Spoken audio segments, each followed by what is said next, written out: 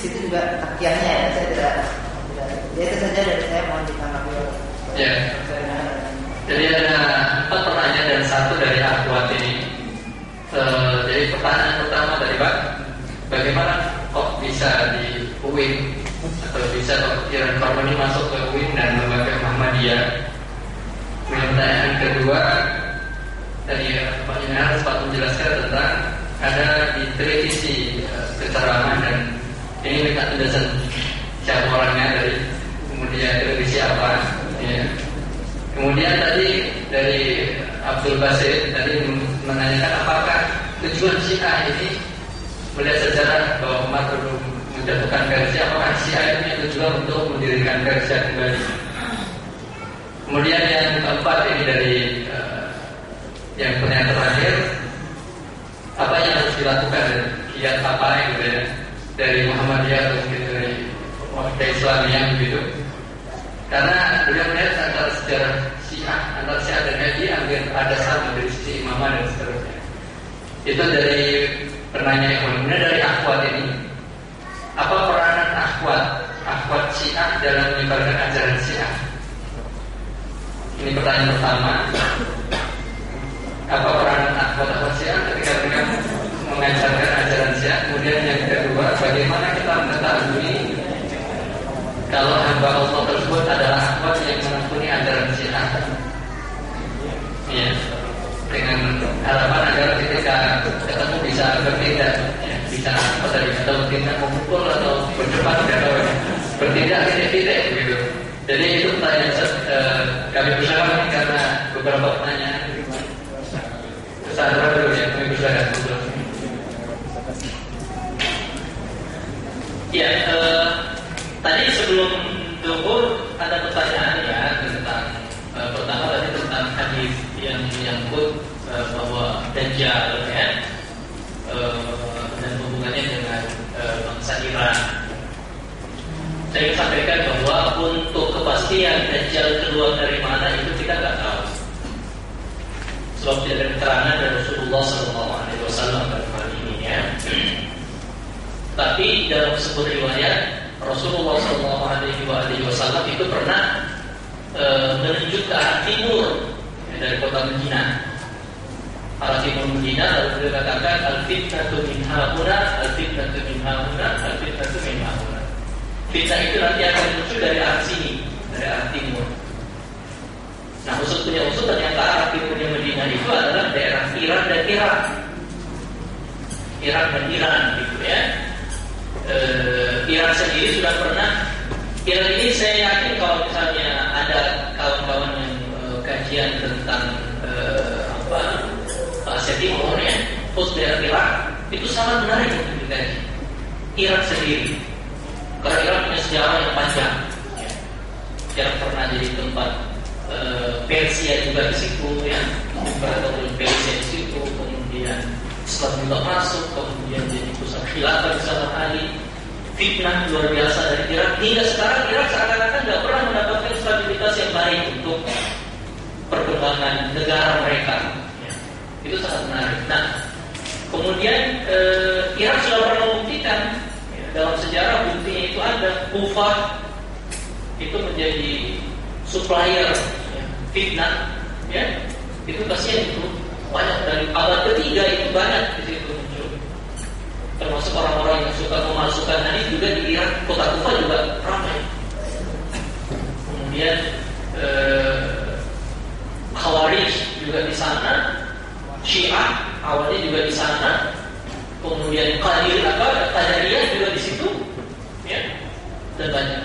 Meskipun di situ juga banyak ulama di Irak, di kota Baghdad banyak, kemudian kota Mosul ada ya. Dan para pernah menjadi pusat pemerintahan Islam yang hebat, Khilafah Abbasiyah di Baghdad. Ya. Maka disebut Darussalam, Baghdad Darussalam.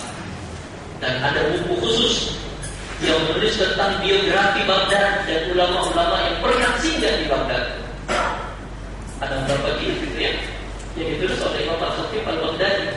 Semua ulama yang pernah singgah Baghdad itu ditulis biografinya. Imam Syafi'i, Imam Ahmad, dan sebagainya.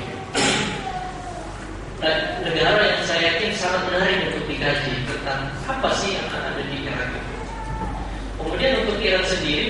juga disebut memang bahwa di akhir zaman ketika Dajjal itu muncul, 70.000 bangsa yang kaum Yahudi yang akan menjadi pengikut Dajjal itu adalah berasal dari negeri atau daerah Asfahan.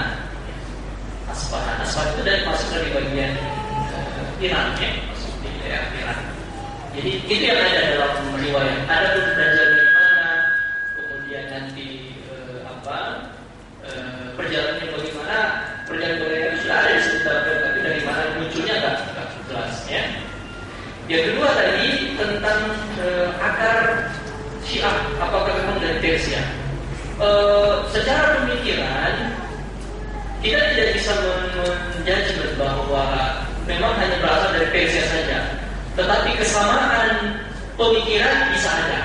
Pertama misalnya sistem khilafah yang diwariskan, wirasatul khilafah, pewarisan khilafah, bahwa setelah Nabi yang harusnya menjadi khalifah itu adalah orang yang keturunan Nabi, tapi keturunan dari laki-laki, maka pindahnya ke sepupu Nabi yang berdekatan dengan menantu Nabi, yaitu Ali bin Abi Thalib. Setelah itu datang dari anak-anaknya.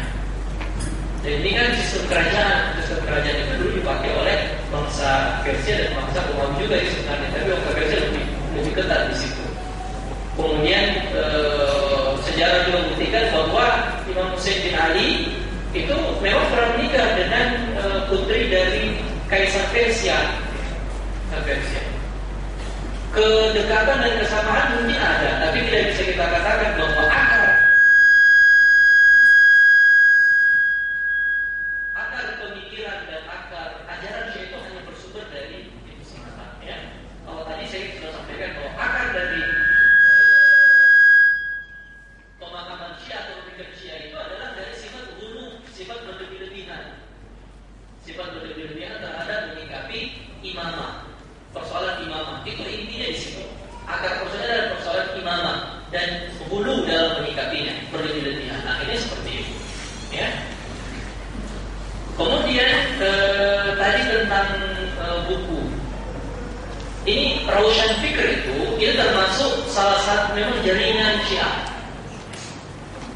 Jadi tidak mengapa tadi kita tambahkan Raushan Fikr untuk penerbitan, itu termasuk jaringan dari penerbit Syiah atau jaringan perpustakaan Syiah, ya. Kalau untuk penerbit Syiah kan yang paling besar kan Mizan, ya. Mizan, ya. Dan sekarang sudah biasa ya, perkembangan sampai ke masuk ke production house juga kan, ya. Dan mereka memang nyentungnya sampai ke hal seperti itu juga menjadi bahan evaluasi kita di Sunnah. Bahwa kita kok PH untuk film-film itu kok banyak, ya, menampilkan yang kemarin film-filmnya sempat atau tidak membawa secara total, ya, tentang Islam yang kita harapkan. Tapi untuk orang-orang Syiah sendiri sudah masuk film yang paling laris yang kita masuk, yang laris yang dikonsumsi oleh masyarakat kita, yang ini ada film Children of Heaven, ya, yang menceritakan anak kecil, ya. Itu berapa kali sering diputar itu, ya. Saya sendiri pas bulan keluar sini kita lihat, oh ya, ini adalah tentang Syiah, ya. Dan Raushan Fikr termasuk, ya, di Kota Makassar, di Kota Makassar yang banyak menjual tentang Syiah itu Raushan Fikr. Jadi buku Kang Jalal yang terakhir yang tentang Al-Mustafa itu, tulisannya Al-Mustafa, sejarah yang dia ingin menulis kembali, rewriter, gitu ya, writing untuk sirah Nabi SAW. Itu dia sebut gitu, tulisannya Al-Mustafa. Itu tidak ada satu toko buku pun yang jual kecuali di situ, Raushan Fikr. Dan menurut kawan-kawan yang pernah sana investigasi, ternyata di sana itu yang dijual bukan hanya buku, termasuk yang dijual